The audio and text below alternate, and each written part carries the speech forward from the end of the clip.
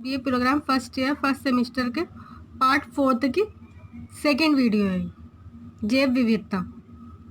जैव विविधता के मुख्य स्थल। पृथ्वी की जैव विविधता अनेक परितंत्री क्षेत्रों में विभाजित है। दुनिया में 1000 से अधिक प्रमुख परिक्षेत्र है। इनमें से तो 200 सबसे समृद्ध, सबसे दुर्लभ और सबसे विशिष्ट प्राकृतिक क्षेत्र कहे जाते हैं। इन क्षेत्रों को ग्लोबल 200 कहा जाता है। क्या कहा जाता है? ग्लोबल 200 कहा जाता है।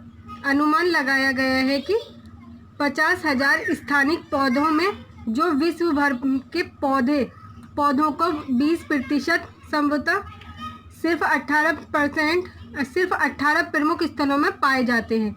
जिन देशों में जैव विविधता के ऐसे प्रमुख स्थल का भाग अपेक्षाकृत अधिक है, उनको भारी विविधता वाले देश कहा जाता है। हमारे पूरे देश में प्रजातियों का विनाश किस दर से हो रहा है, ये स्पष्ट है। ये दर हो सकता है बहुत अधिक हो, क्योंकि हमारे निर्जन क्षेत्र से सिकुड़ रहे हैं। विश्व स्तर पर मान्यता प्राप्त हमारे प्रमुख स्थल पूर्वोत्तर और पश्चिमी घाट के वनों में हैं, जिनको संसार के सबसे जैव समृद्ध क्षेत्रों में शामिल किया गया है। अंडमान निकोबार अत्यंत प्रजाति समृद्ध द्वीप समूह है तथा यहाँ विभिन्न पशुओं पक्षियों की अनेक उपप्रजातियों का विकास हुआ है। स्थानीय अर्थात केवल भारत में मिलने वाली प्रजातियों की एक बड़ी संख्या इन्हीं 3 क्षेत्रों में केंद्रित है। अकेले अंडमान निकोबार द्वीप समूह में फूल देने वाले पौधों की 2200 प्रजातियां और फर्न की 120 प्रजातियां हैं। भारत में थलचर स्तनपायियों की 135 किस्मों में 63% पूर्वोत्तर क्षेत्र में है। पूर्वोत्तर राज्यों में पौधों की 1500 स्थानिक प्रजातियां भी हैं। जल थलचारी और सरीसृप प्रजातियां, खास तौर पर सांपों की एक बड़ी संख्या पश्चिमी घाट में पाई जाती है। यहाँ पौधों को भी 1500 स्थानिक प्रजातियां मिली हैं। भारत के समुद्रों को ले तो प्रवाल भत्तियां अंडमान निकोबार द्वीप समूह, लक्षद्वीप द्वीप समूह तथा गुजरात और तमिलनाडु के खाड़ी क्षेत्रों में घेरे हुए हैं। इनमें उष्णकटिबंधीय वनों जितनी प्रजातियां भी विविधता मिलती है। प्रजातियां ये हैं। नेक्स्ट पॉइंट, जैव विविधता का संकट। आवास क्षति, वन्य प्राणियों का शिकार, मानव वन्य जीवन टकराव। आवास क्षति। मानव अब अधिकांश प्राकृतिक परितंत्रों का अति उपयोग करने लगा है। संसाधनों के इस अनिवार्य उपयोग के कारण जो भूखंड कभी उत्पादक वन और खास के मैदान थे, अब रेगिस्तान बन चुके हैं और बंजर भूमि सारी दुनिया में बढ़ रही है। जलावन, लकड़ी और झींगा पालन के लिए मैनग्रोव काटे गए हैं, जिसके कारण समुद्री मछलियों के प्रजनन के लिए आवासों में कमी आई है। खेती की जमीन बढ़ाने के लिए नभ भूमियों को सुखाया गया है। आगे चलकर इन परिवर्तनों के गंभीर आर्थिक परिणाम होंगे। निर्जन आवासों के बाकी बचे बड़े क्षेत्रों का इन दिनों विनाश जारी है। खासकर अर्धवृत्त विविधता वाले उष्णकटिबंधीय वनों और प्रवाल भत्तियों के क्षेत्रों में ये संसार भर में जैव विविधता के लिए सबसे बड़ा जोखिम है। वैज्ञानिकों का अनुमान है कि मानव के कार्यकलाप 2050 तक लगभग 1 करोड़ प्रजातियों को नष्ट कर सकते हैं। जैसा कि कहा गया है, आज दुनिया में विज्ञान को पौधों और प्राणियों की लगभग 1.8 मिलियन प्रजातियों का ज्ञान है, लेकिन प्रजातियों की संख्या इससे कम से कम 10 गुना हो सकती है। अज्ञात पौधों और कीड़ों मकोड़ों की तथा दूसरे जीवन रूपों की पहचान दुनिया में विविधता के प्रमुख स्थल में की जा रही है। दुर्भाग्य से विनाश की दर यही रही तो दुनिया की लगभग 25% प्रजातियां खासी तेजी से समाप्त हो जाएंगी। ये सब प्रतिवर्ष 10 या 20 हजार प्रजातियों की दर से हो सकता है, जो संभावित प्राकृतिक दर से 1000 से 10,000 गुना अधिक है। मानव के क्रियाकलाप अगले 25 से 30 वर्षों में दुनिया की 25% प्रजातियों को खत्म कर सकते हैं। इस महाविनाश का काफ़ी कुछ संबंध जनसंख्या की वृद्धि, औद्योगिकरण और भूमि के उपयोग में परिवर्तन से है। इस विनाश का एक बड़ा भाग निश्चित ही उष्णकटिबंधीय वनों और नव भूमियों और प्रवाल बत्तियों जैसे जैव समुदाय क्षेत्रों में होगा। तेजी से बढ़ती जनसंख्या और अल्पकालिक आर्थिक विकास के कारण निर्जन आवासों का विनाश दुनिया भर में जैव विविधता की तीव्र विनाश को बढ़ा रहा है। मानव वन्यजीव टकराव कृषि या उद्योगों के लिए इस्तेमाल होने के कारण या जलवायु और मिट्टी के प्रदूषणों के कारण प्राकृतिक परितंत्रों का विनाश हो रहा है। इस कारण प्रजातियों का विनाश भी होता है।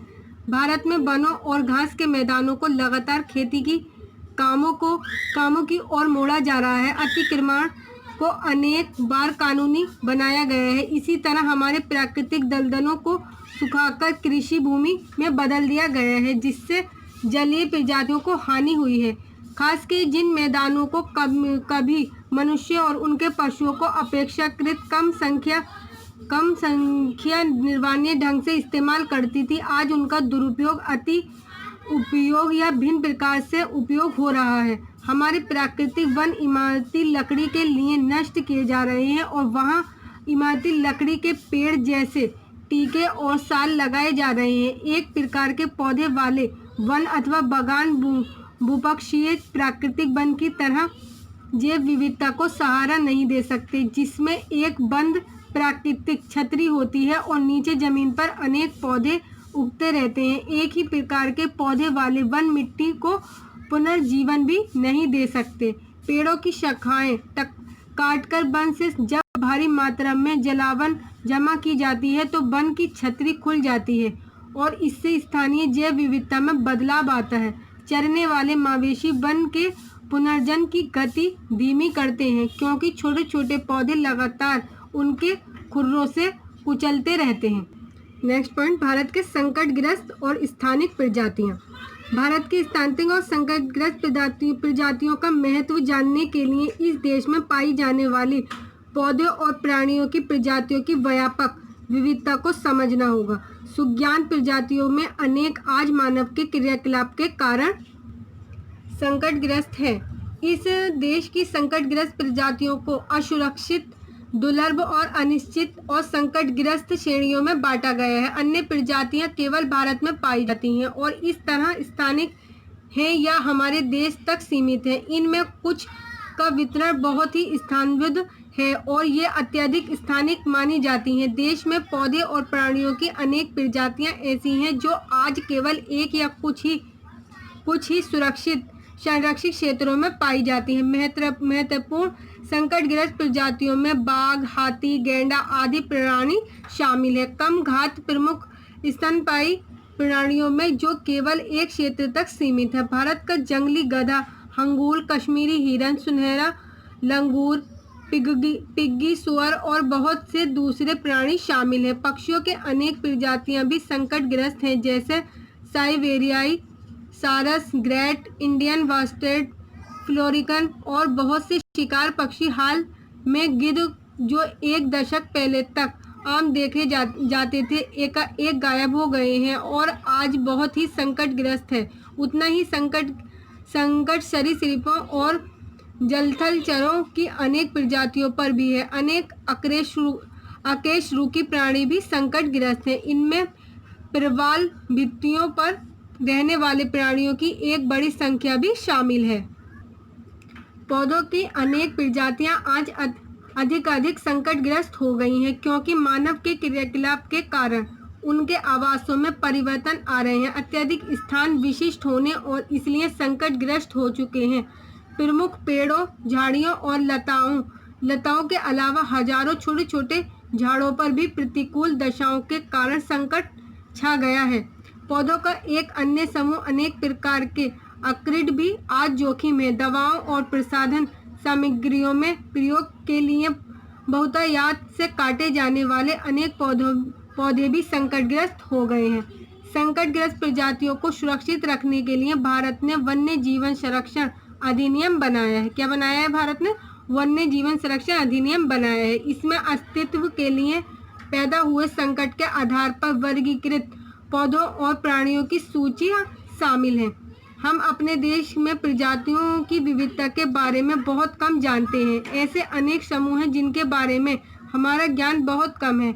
हम में से अधिकांश लोग कुछ शानदार बड़े पशुओं की दुर्दशा से ही परिचित हैं, लेकिन हम पौधों और प्राणियों की कम ज्ञात प्रजातियों के संकट को भी समझना होगा। हम भारत की भावी पीढ़ी के लिए अपने अद्भुत वन्य जीवन के संरक्षण के उपाय सोचने होंगे। ये पौधों की आम प्रजातियां हैं। देखिए, मैं आपको सारा दिखा रही हूँ। आपको ये करना चाहें तो आप ये भी कर सकते हैं।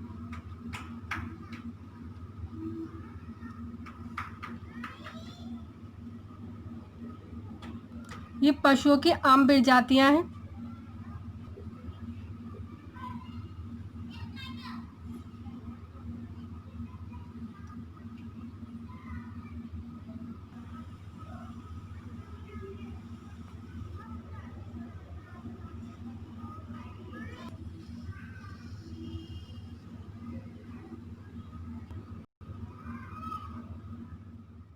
जैव विविधता का संरक्षण ये नेक्स्ट वीडियो में पढ़ेंगे हम। अगर आप लोगों को मेरी वीडियो पसंद आए तो मेरी वीडियो को लाइक करें, शेयर करें, सब्सक्राइब करें, बेल आइकन को प्रेस करें, जिससे सबसे पहले आने वाली वीडियो का नोटिफिकेशन आप लोगों के पास पहुंच सके। अपने फ्रेंडों के साथ भी शेयर करें। Thanks for watching.